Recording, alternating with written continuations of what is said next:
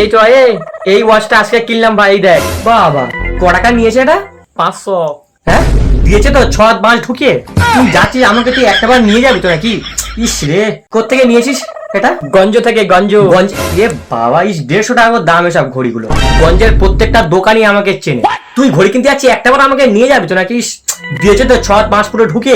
ঠিক আছে তুই চল গঞ্জে, তোকে আমি নিউ ঘড়ি কিনে দিচ্ছি, চল তুই যাস, চল বাকিটা আমি দেখছি। চল এখনই যাবি? এখনই চল না আমার সাথে, এখনই চল তাহলে। কি ভাই বল, একটা ওয়াচ দেখান তো। দামি না কম দামি? ওই কম রেঞ্জের মধ্যে একটা ভালো মাল দেখান না। হ্যাঁ হ্যাঁ এই তো এগুলোর দাম কেমন? 500 টাকা। 500? একই দাম তো, আমি যে ঘড়িটা কিনলাম এটা একই দাম তো। এ ভাই কিছু বল, অন্তত চুপ করে আছি এমন করে। দেখ না ঘোড়ার ডিম, মানে স্টাইলিশ কিছু ওয়াচ দেখান না। নীলটা দেখান, নীলটা, নীল নীল নীল। হ্যাঁ হ্যাঁ হ্যাঁ, ওগুলোর দাম কেমন আছে? এই সবগুলো 500। সব 500?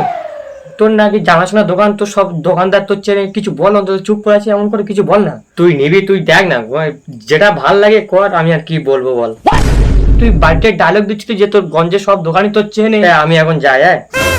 ওই দাঁড়া থাম, তুই আর একটা বার তুই আমার সামনে ডায়লগ দিস, যদি আমি তোর নিচের চামড়া না কাটতে পেরেছি। দেখ আমি, লাগবে না আমার ঘড়ি। কারা আপনারা? সরি।